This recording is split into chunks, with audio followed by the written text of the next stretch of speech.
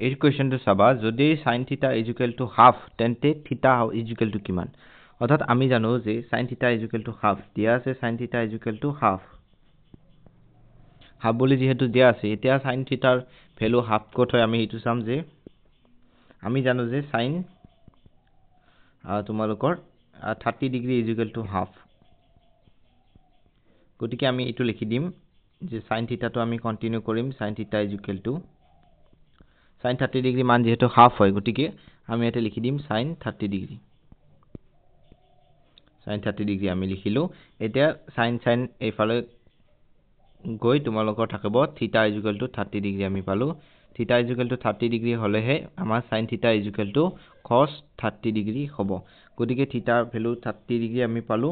গতিকে option number A is the correct choice for the given question thank you so much